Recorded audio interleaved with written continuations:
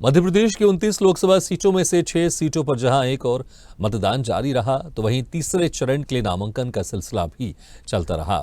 जहां गांधीनगर सीट से अमित शाह ने, विदिशा से शिवराज सिंह चौहान ने अपना नामांकन दाखिल किया, तो वहीं भोपाल लोकसभा सीट से कांग्रेस प्रत्याशी अरुण श्रीवास्तव ने भी अपना नामांकन दाखिल किया।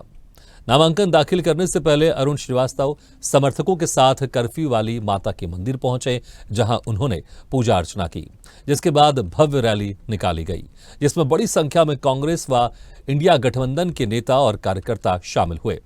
नामांकन रैली में उमड़े जनसैलाब में कार्यकर्ताओं में भारी जोश और उत्साह देखा गया।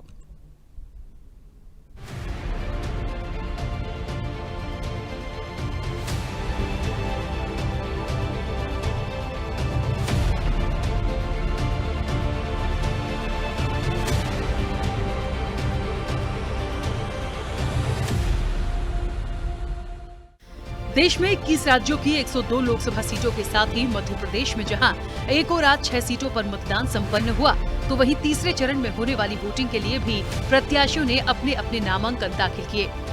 इसी क्रम में संसदीय क्षेत्र भोपाल में भी नामांकन पत्र जमा करने का अंतिम दिन रहा। नामांकन के आखिरी दिन भोपाल लोकसभा क्षेत्र से कांग्रेस उम्मीदवार अरुण श्रीवास्तव ने कलेक्ट्रेट पहुंचकर रिटर्निंग अधिकारी के समक्ष अपना नामांकन पत्र दाखिल किया। नामांकन दाखिल करने से पहले सुबह 10 बजे अरुण श्रीवास्तव समर्थकों के साथ कर्फ्यू वाली माता मंदिर पहुंचे और पूजा अर्चना की।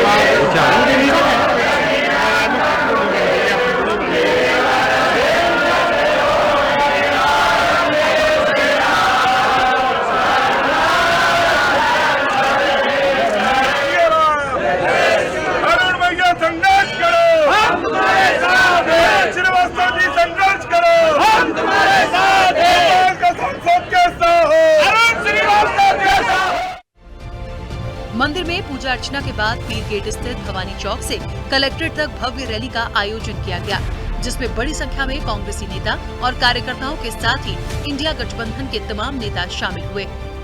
प्रत्याशी अरुण श्रीवास्तव की नामांकन रैली में प्रदेश कांग्रेस अध्यक्ष जीतू पटवारी, पूर्व केंद्रीय मंत्री अरुण यादव, लोकसभा प्रभारी महेंद्र जोशी, पूर्व मंत्री पीसी शर्मा, विधायक आरिफ मसूद, विधायक आतिफ अकील, संजीव सक्सेना, आम आदमी पार्टी और समाजवादी पार्टी के नेता सहित बड़ी संख्या में कार्यकर्ता मौजूद रहे।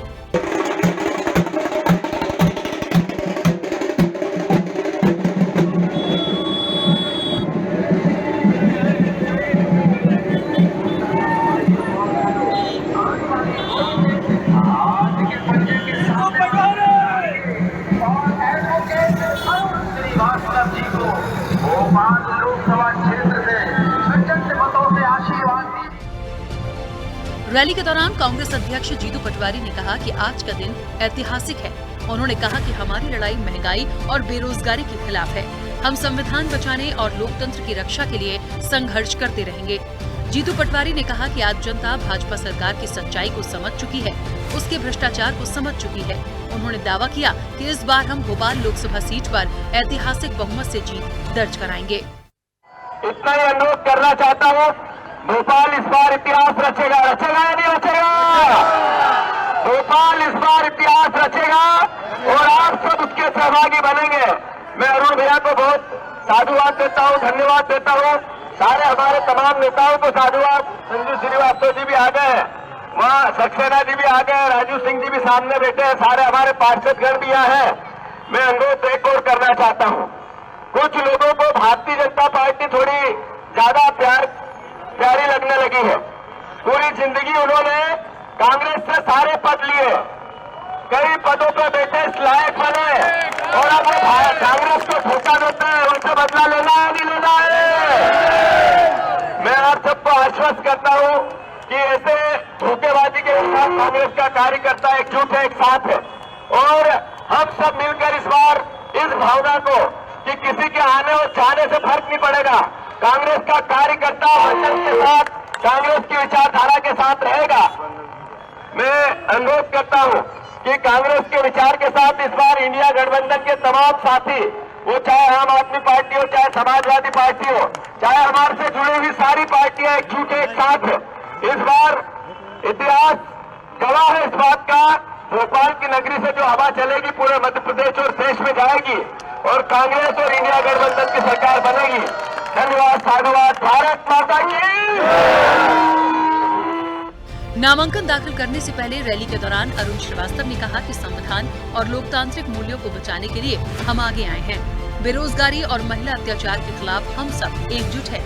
अरुण श्रीवास्तव ने कहा कि हम भाजपा सरकार की वादाखिलाफी के लिए लड़ाई लड़ेंगे। उन्होंने कहा कि भाजपा का कोई भी नेता हो, उनका उद्देश्य सिर्फ भाजपा के लिए है, जबकि इंडिया गठबंधन और हमारा ध्येय देश के लिए है। उन्होंने कहा कि भोपाल भले ही भाजपा का गढ़ रहा हो, लेकिन भाजपा के सांसदों ने भोपाल और सीहोर के विकास के लिए कुछ नहीं किया। अब इस बार जनता बदलाव चाहती है।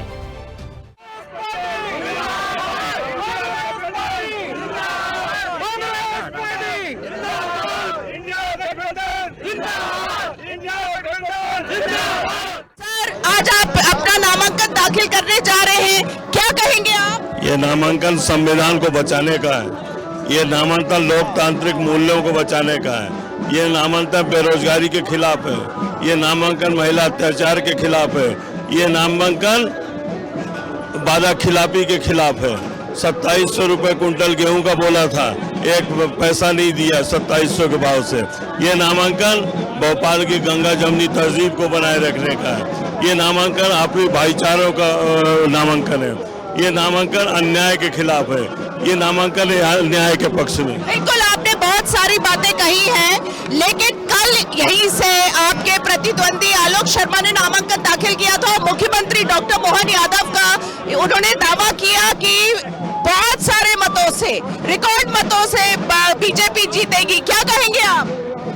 उनका मात्र बीजेपी को लेके थे, लेकिन हमारा इंडिया गठबंधन और मेरा देश पूरे देश को लेके, पूरे भोपाल को लेके, भोपाल की जो संपत्ति है, विधानसभा और रेलवे स्टेशन बेचा गया, जो BHEL बेचने की तैयारी कर रहे हैं, इसके खिलाफ है।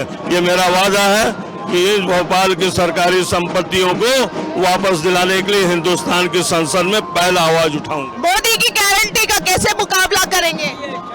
मोदी जी की कुछ भी गारंटी हो, लेकिन मेरी एक गारंटी है कि मैं आपसी भाईचारा बना के रखूंगा, मैं गंगा जमुनी तहजीब भोपाल में बना के रखूंगा, मैं भोपाल के बेरोजगार युवकों के लिए कुछ प्रयास करूंगा और मैं भोपाल के प्राइवेटाइजेशन होने के खिलाफ रहूंगा। ये सब मेरी गारंटी है।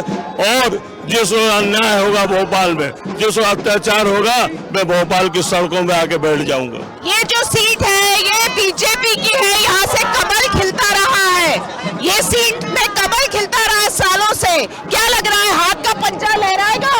अब इंडिया गठबंधन की सरकार बनेगी और ये सीट भी इंडिया गठबंधन और कांग्रेस की सीट होगी। चलिए, हमसे बातचीत करने का बहुत बहुत शुक्रिया।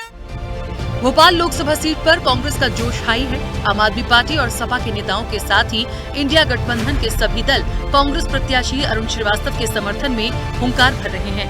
साथ ही दावा है कि इस बार भोपाल लोकसभा सीट पर कांग्रेस की भारी बहुमत से जीत होगी। इस दौरान भोपाल संसदीय क्षेत्र और उसके विकास को लेकर अरुण श्रीवास्तव ने अपना विजन भी बताया। भोपाल की गंगा जमुनी तहजीब को बचाए रखने का विजन है और भोपाल में न्याय का प्रशासन स्थापित करने का विजन है, अत्याचार को मिटाने का विजन है और भोपाल में भोपाल में मास्टर प्लान 25 साल से नहीं लेके आए हैं। भोपाल में अव्यवस्थित कॉलोनियाँ जो बनी हैं और जिनके टैक्सेस लिए जा रहे हैं, प्रॉपर्टी टैक्स लिए जा रहे हैं और सब कुछ लिया जा रहा है, उसके बाद उनको अवैध बताने के विरुद्ध ये विजन है हमारा।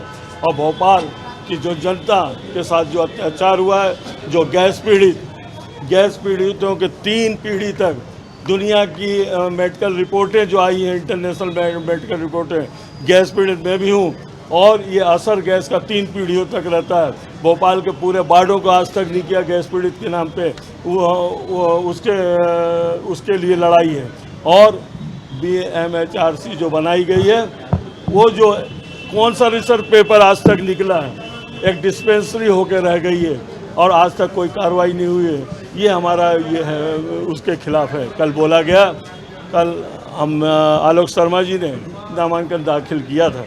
हमारे केंद्रीय मंत्री, पूर्व केंद्रीय मंत्री, जो किन्हीं कारणों से चले गए भारतीय जनता पार्टी में, उनका कहना था कि 2200 करोड़ रुपए जवाहरलाल नेहरू नवीनीकरण मिशन में लेके आए थे, 700 करोड़ फिर लाए, 3000 करोड़ रुपए लेके आए थे।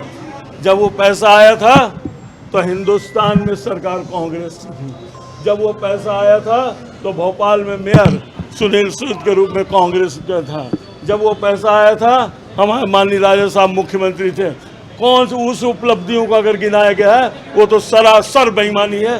भोपाल की जनता के सामने सरासर झूठ बोला गया है। झूठ का जवाब भोपाल की जनता देगी। अब भोपाल लोकसभा सीट पर मतदान का दिन 7 मई है। ऐसे में जैसे जैसे मतदान की तारीख करीब आएगी, वैसे वैसे कांग्रेस और सहयोगी दलों का जोश बढ़ेगा। आपको बता दें कि इस चुनाव में अरुण श्रीवास्तव का मुख्य मुकाबला भोपाल के पूर्व महापौर और भाजपा प्रत्याशी आलोक शर्मा से है। उधर कांग्रेस नेताओं का भोपाल लोकसभा सीट से भाजपा के सांसदों पर स्पष्ट आरोप है कि उन्होंने अपने संसदीय क्षेत्र भोपाल और सीहोर के विकास के लिए कोई काम नहीं किया और यही वजह है कि संसदीय क्षेत्र की जनता आज बदलाव चाहती है। स्पेशल रिपोर्ट, स्वदेश न्यूज।